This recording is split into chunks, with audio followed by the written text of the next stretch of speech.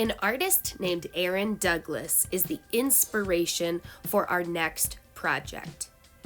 Aaron Douglas painted landscapes using tints and shades.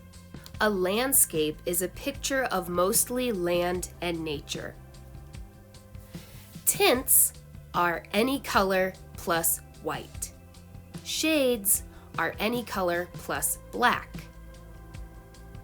Aaron Douglas used light colors or tints to make things look further away, and darker colors or shades to make things look closer to you. Aaron Douglas was really good at using light colors for his backgrounds, medium dark colors for his middle ground, and dark colors for his foregrounds to really make things look farther or closer. So we're going to use our tint and shade mixing skills to create our own landscapes with white paper, a pencil and eraser, 3 bottles of paint. One will be your favorite color that you get to pick. I picked orange. And the other 2 have to be white for tint mixing and black for shade mixing. You will also need a lunch tray to do the mixing on, as well as a doggy dish, a paintbrush, water, and our good buddy SpongeBob to clean our brush. Okay, first you need to take your paper and pencil and write your name and code.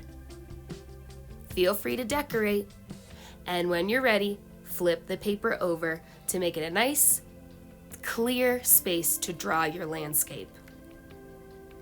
We are going to create the background, middle ground, and foreground of our landscapes just by using lines. Decide what you want your landscape to look like and draw a line to show that. Your first line should go up close to the top of your picture. I drew a zigzag line to create some mountains. I'm adding another row of mountains in front with another line that goes all the way across my paper. And then with my last 2 lines, I decided to draw some futuristic looking buildings. I imagine that this is what Mars would look like if people lived there. All of my lines go all the way across the paper from side to side, and some of them overlap. If that happens to you, take an eraser and erase the lines that got in the way of each other to make the layers, the background and middle ground of your picture become clear. Here are a couple more ideas of things that you could draw for your landscape: volcanoes, trees, UFOs, dinosaurs, people. Just make sure that you use one line across the page to make each section of your landscape. I used a bunch of lines going across the paper to create some normal looking mountains and then some interesting looking land formations. I think they're called stalagmites. So I chose this one to paint, and our next step, once our drawing is completed, is to mix tints to paint the background. We are going to be painting each layer of our landscape with a darker and darker and darker color. So let's start at the top with a very light tint. Pour 2 small piles of your favorite color and a pile of white. You are going to take a scoop of your color. My color is orange. We're going to mix it with the white pile of paint to make a really light tint of orange to paint the sky, or the furthest thing away from us in the painting, which is the background, the sky. So here I go, 1 little scoop of my color, which is orange, mixed all the way into the white to make a beautiful tint of orange. And I am going to quickly fill it in for you to see what it looks like. And there you have it. Now we need to mix a darker tint to paint the next layer, the mountains that are in the background. The mountains in the background are closer to you than the sky, so they need to be darker than the sky. So you're going to mix even more of your color into that first tint to make it darker, and then use it to fill in the next shape down on your painting. I'm going to make this go faster for you with a little magic. Just notice how I paint the outside of the shape first and then the inside of the shape last. So here I go. You can see the very light tint of orange in the background. The mountains are closer to us, so they are slightly darker than the sky. And now it's time to make our tint even darker. We're going to add even more orange into our mixing pile here. Keep adding the orange until it's definitely darker than the last thing you painted. Because here I go, I'm going to paint the next row of mountains that are even closer to us.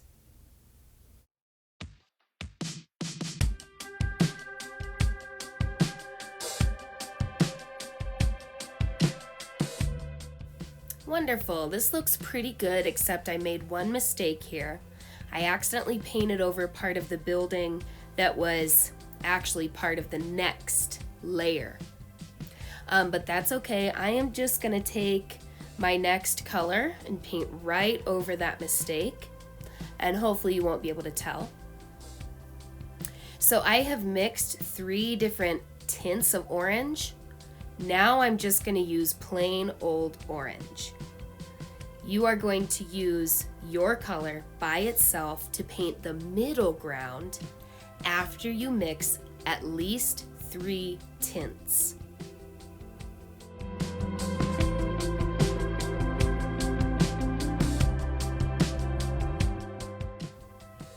Yup, it looks like painting my next color right on top of that mistake will cover it up just fine.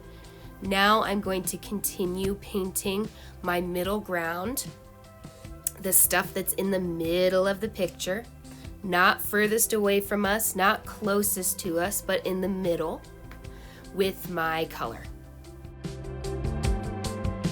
I noticed one more thing that I needed to paint with the old tint to make it look how I want it, so I'm going to do that and then speed it up for you to get this bad boy painted.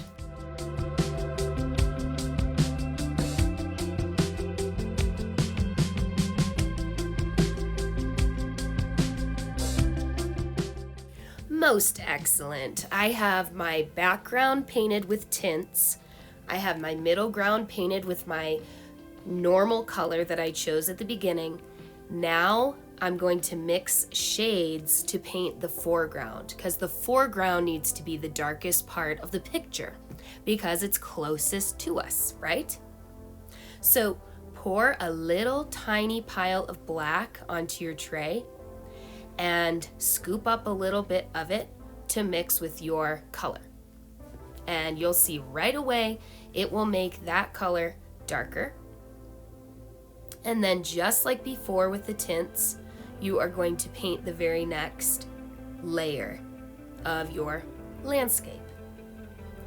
But I am noticing that I don't think that shade I just painted is dark enough. So I am actually going to add some more black to it to make it darker and repaint the whole thing. But I won't make you sit around and wait for it. I will actually use a bit of magic for you to get it done in a snap. I like that a lot better. My foreground is a lot darker than the middle ground, and that's what I wanted. Okay, one more piece of our foreground needs to be painted with an even darker shade. So I'm going to mix some more black in with our pile and paint in the very last bit of the foreground.